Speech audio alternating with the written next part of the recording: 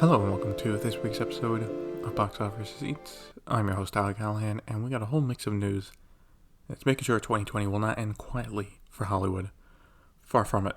So to focus on what we will start with first, it will be the box office numbers.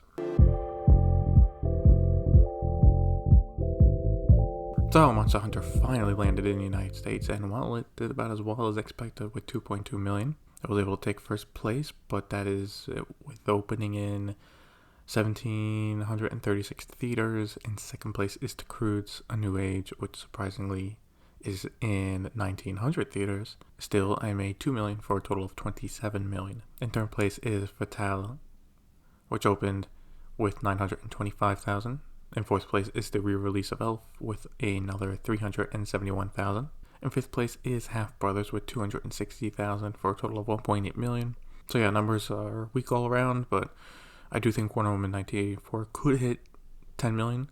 There are reports that right now pre-sales for it are already at 4 million, with quite a few from private showings that the theaters are offering. If there are a decent amount of walk-ups, then 10 million is possible. Kind of weird to say that for a superhero movie, 10 million would be good, but it is 2020. Speaking of Wonder Woman 1984, it opened in some countries this past weekend, and it did not have a good time. Focusing on China, it came in second place with 18.8 million, and it looks like it is dropping fast. Now this is a mix of two things. First, for the movie itself, moviegoers are not the biggest fans of it, citing a lack of action apparently. I personally also think that does not help that the movie has a strong 80s theme, something that does not resonate with the Chinese audience. The other issue is the box office market as a whole, and it looks to be worrying for Chinese filmmakers in that people are losing interest in coming to the cinemas right now, even with the low number of cases. We see this with what took first place, The Rescue, with 35 million. While that may seem good on paper, in context it's terrible, as the director's last movie, Operation Red Sea, made 576 million back in 2018, though to be fair it did come out around Chinese New Year. Still, the numbers are bad enough that The Rescue could lose almost 70 million from when everything's said and done, and people were not expecting that. Overall, for the weekend box office gross, it is down 34% still compared to last year. The other movie that premiered last weekend, Bath Buddy, is also starting to drop fast, with it making 6 million and The Croods: A New Age making 2.4 million. China still has Shockwave 2 coming out next week, but if that does not help revitalize revenue, we're going to have to start looking at February as that, just wait for Chinese New Year. For Japan, we got to talk about Demon Slayer, which is now at 300 million in the country. Even with Toho adjusting Spirited Away numbers last week, Demon Slayer is now only 4.9 million away from taking first place, and it should happen by the next episode. Just absolutely insane. I am working on a Box Office Receipts Plus episode about the stories in Hollywood that define 2020, and this will absolutely be one of them. Finally, to wrap up these numbers, overall, Wonder Woman 1984 had a weak opening, with it making 38.5 million where it opened in Europe and in Asia. While for Europe, it makes sense as a lot of it's still shut down. The China and Asia numbers as a whole are really weak and not good. Staying with Warner Brothers, there are two updates with the Warner Media HBO Max controversy.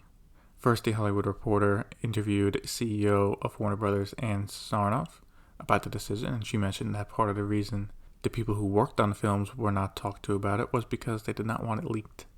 That may be part of it, but let's be honest. They did not want to deal with making deals with all of them, and this move felt more like ask for forgiveness later than asking for permission, which is why now this may have been one of the worst moves they could have made. They really need those HBO Max subscriptions to go up to support this. Secondarily, there may also be movies that are already dropping out of the HBO Max lineup. Deadline is reporting that sources are saying for the fight between Legendary and Warner Brothers, Dune will keep its exclusive theatrical release, and for Godzilla vs. Kong, they might possibly pay $250 million to Legendary and keep the hybrid release. They may also lose another one with King Richard with Will Smith, since its contract calls for an exclusive theatrical release, and that is part of the reason that the movie was when it was auctioned, Warner Brothers won it. This is not surprising because Legendary seemed ready to go to court over this, so I think if this compromise does happen, it's the best case for it. They're already considering selling it to Netflix, so getting $250 million at theatrical release is the best option for Godzilla, and for Dune, keeping the theatrical window in place keeps everyone happy. For King Richard though, did they seriously not read the contracts?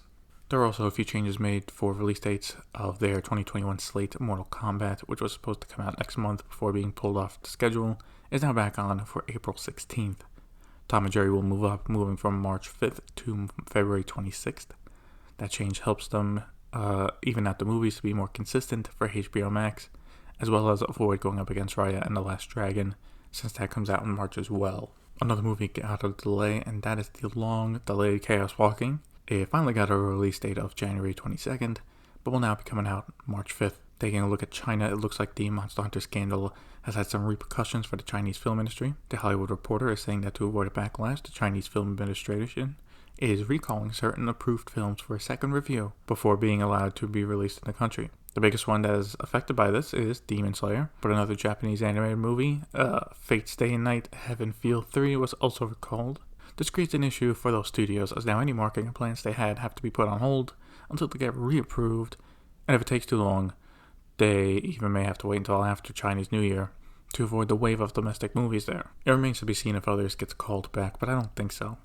Also, it does not look like these movies won't get approved again, or if they have to cut anything out. Personally, I think this is just the film administration trying to play it safe, look like they're doing something, because, again, the Monster Hunter thing got through.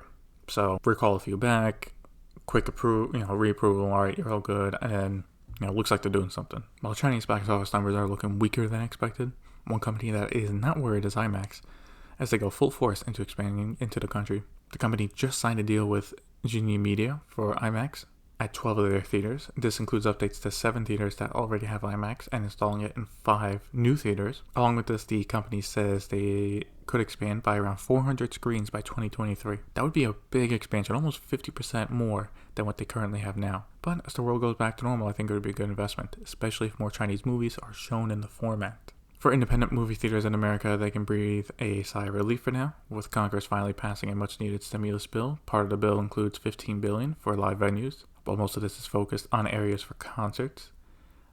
Medium to small independent movie theater owners can apply for some of these grants to stay afloat.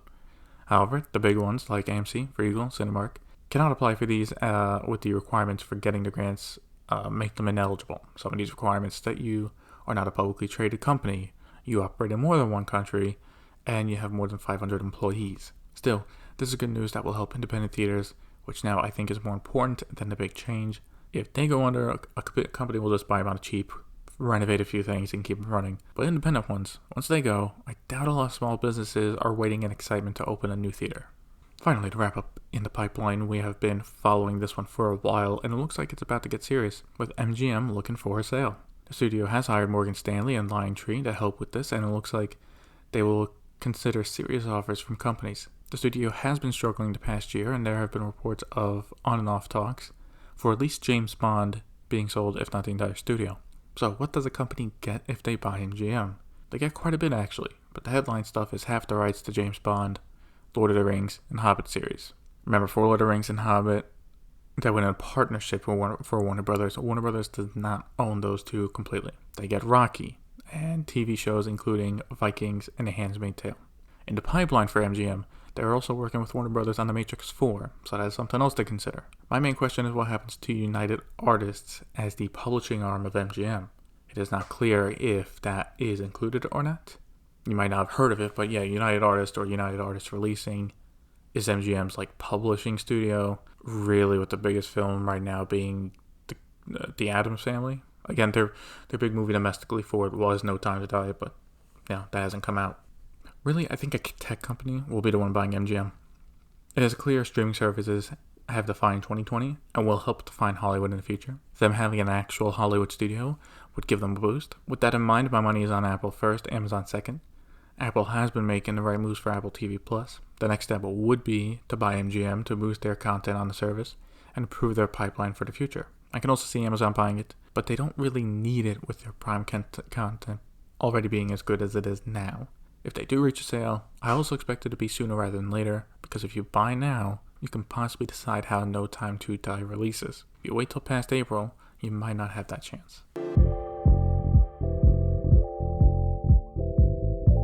So for VOD Premium, AT&T Warner Media finally got a deal done. HBO Max will now be coming to Roku, and by the time you hear this, it will already be on a streaming platform. Exact details of the deal were not disclosed, but both Warner Media and Roku said that they were happy with it. As for how HBO Max will be on the streaming service, there are a few different ways.